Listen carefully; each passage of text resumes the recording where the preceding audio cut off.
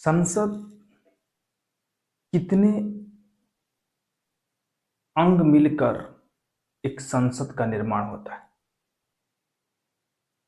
जैसे समझते हैं कि जो दिल्ली में संसद है, कितने अंग मिलकर संसद का निर्माण होता है। आज हम उसी पर चर्चा करेंगे कि संसद के कितने अंग होते हैं।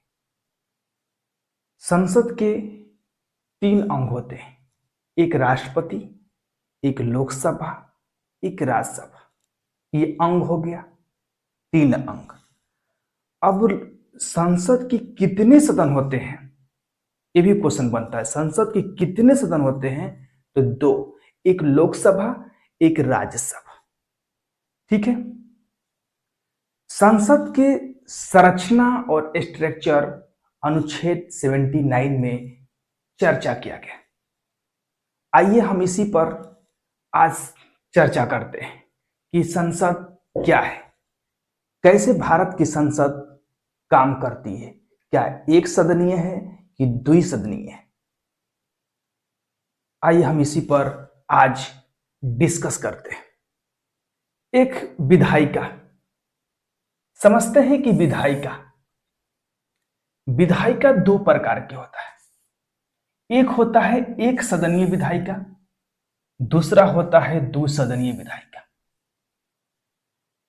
इसमें कानून बनाने के लिए एक ही सदन होता है।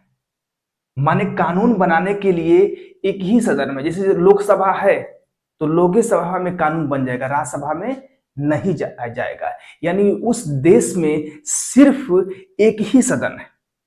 जैसे हमारे राज्य में ले लीजिए, बिहार में 2 सदन है, महाराष्ट्र में 2 सदन है, उत्तर प्रदेश में 2 सदन है, तो राजस्थान में 1 सदन है, मध्य प्रदेश में 1 सदन है, उत्तराखंड में 1 सदन है।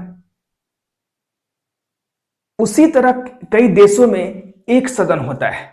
विधायिका के 2 प्रकार, एक सदनीय और द्विसदनीय। एक सदनीय का मतलब जिसमें 1 सदन होता है, द्विसदनीय का मतलब जिसमें 2 सदन होता है। ठीक है, क्लियर। अब विशेषता इसका समझते हैं। विशेषता क्या है इसका?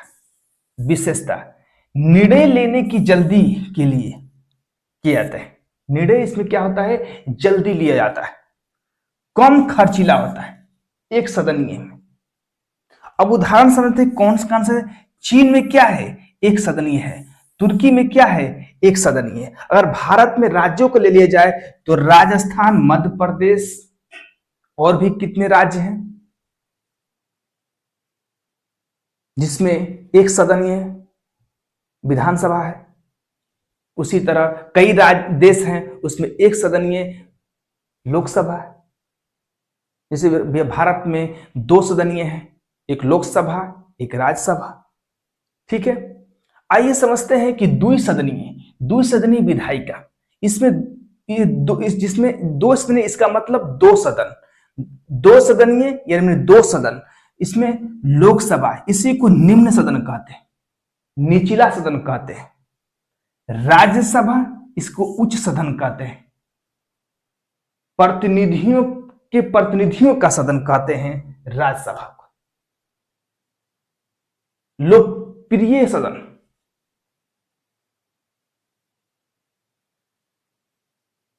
लोकसभा को कहा जाता है। बूढ़ों का सदन राज्यसभा को कहा जाता है। बुद्धिजीवियों का सदन राज्यसभा को कहा जाता है। आज हम इसी पर चर्चा करते हैं। अब विशेषता क्या है?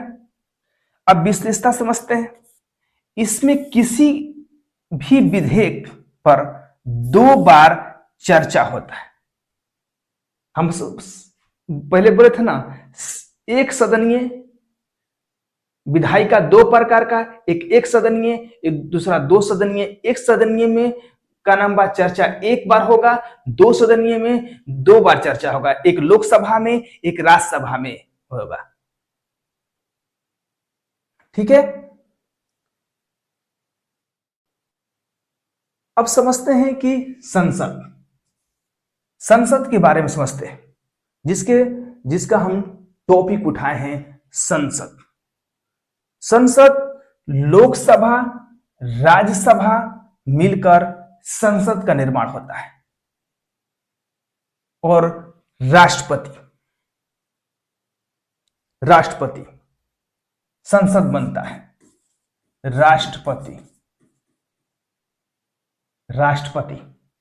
संसद बनता है।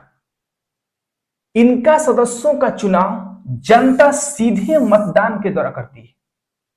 किसका? लोकसभा। अभी 24 में लोकसभा का चुनाव हुआ था। जनता प्रत्यक्ष माने जनता इसमें भाग ले, उसे हम प्रत्यक्ष कहते हैं। और जनता के प्रतिनिधि जिस चुनाव में भाग ले, उसे हम अप्रत्यक्ष कहते हैं। नहीं समझ में आया? आसान भाषा में समझाते हैं, ठेठ भाषा में। जैसे आप किसी विधायक को चुने, वो क्या हुआ? चुनकर गया कहां? विधानसभा में बैठा।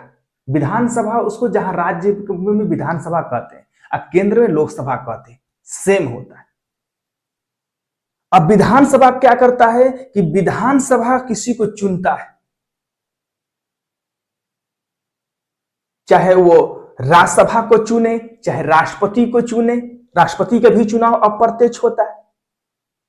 तो इसको कहते हैं अप्रत्यक्ष चुनाव, यानी प्रतिनिधि दूसरे को चुने उसको हम अप्रत्यक्ष कहते हैं। जनता जिसको चुने उसे हम प्रत्यक्ष कहते हैं। जनता सीधे चुनती है, जिसमें लोकसभा में विधानसभा में जनता सीधे चुनती है।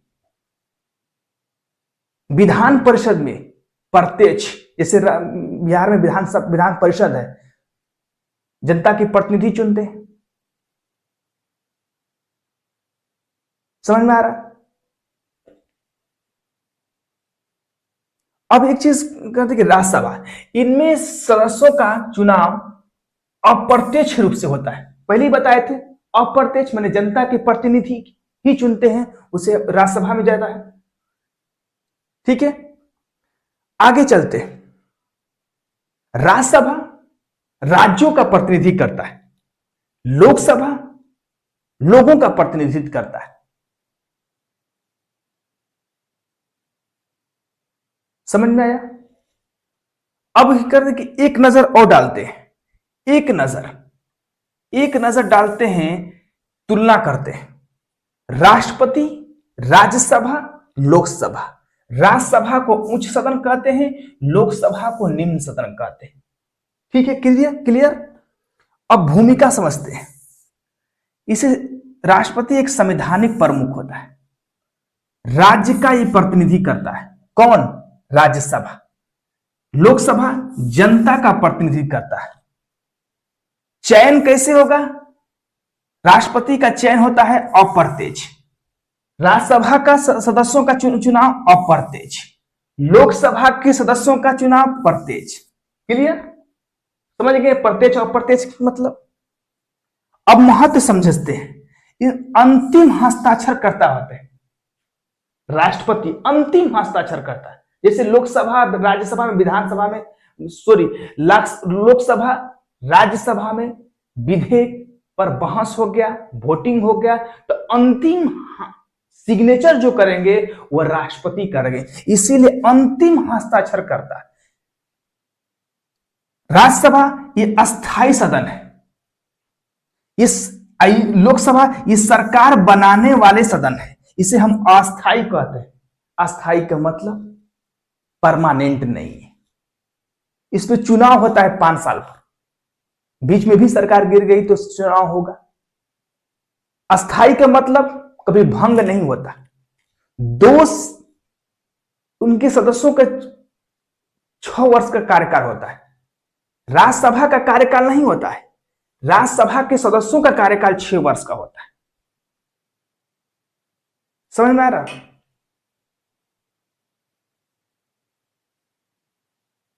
राज्यसभा के सदस्यों का कार्यकाल 6 वर्ष का होता है। अब समझते हैं कि अस्थाई अस्थाई समझ में आ गया। जिसको अस्थाई नहीं भंग किया जा सकता है, इसे लोकसभा भंग नहीं किया जा सकता है राज्यसभा। क्लियर। लोकसभा का संरचना 81 में, अनुच्छेद 81 में जिक्र है। अगला नेक्स्ट। अब यह है राज्यसभा, यह है राज्यसभा, यह है आपका राज्यसभा, यह है राज्यसभा। अनुच्छेद 80 में जिक्र है इसका संरचना, स्ट्रक्चर कैसा होगा, कैसे तरीके से बनाया जाएगा, इसका जो चर्चा है 80 में। राज्यसभा स्ट्रक्चर का मतलब क्या, कैसा होगा, कितने सदस्य होंगे, इसको हम स्ट्रक्चर कहते हैं। अभी नहीं कि माहौल कैसा होगा, वो थोड़ा ना होगा। स्ट्रक्चर का मतलब कैसा, कितने सदस्य इसमें रहेंगे, क्या प्रोसेस होगा, उसी को हम कहते हैं स्ट्रक्चर, गठन, संरचना का नाम बा। तो अनुच्छेद 80 में। अब लोकसभा की बात करते हैं। लोकसभा में कितने सदस्य होंगे, कितने निर्वाचित होंगे, कितने मनोनीत होंगे, जो संरचना होगा, स्ट्रक्चर होगा, वो अनुच्छेद 81 में। अब राज्यसभा, इसमें अधिकतम सदस्य 250, वर्तमान में 245। राष्ट्रपति 12 सदस्यों को मनोनीत करता है और निर्वाचित होते हैं 233 सदस्य।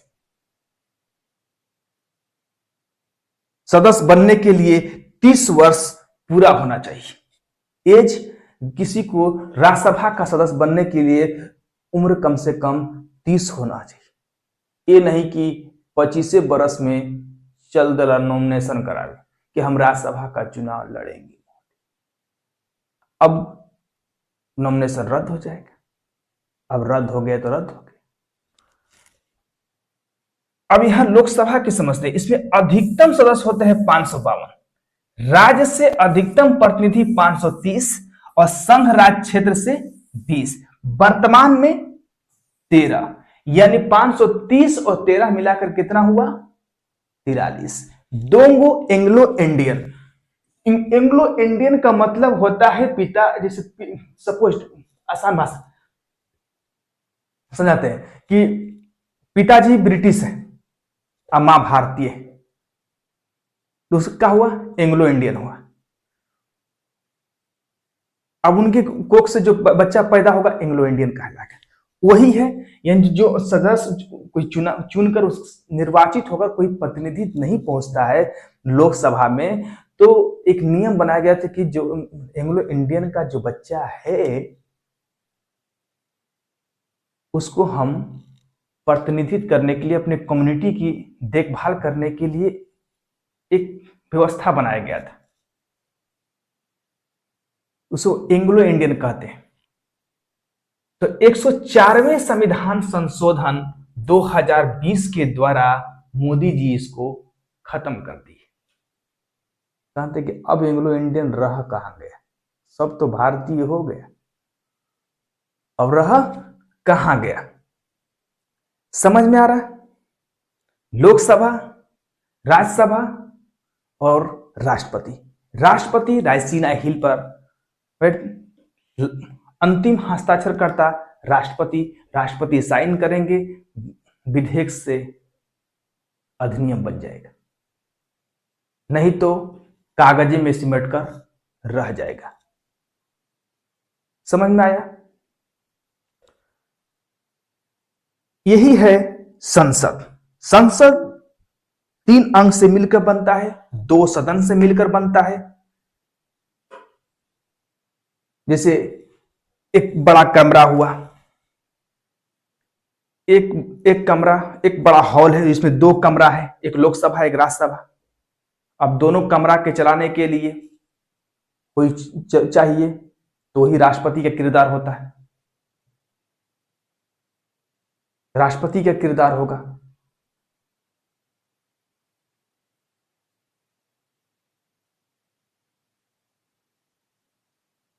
ठीक है, आज का टॉपिक इतना है। जय।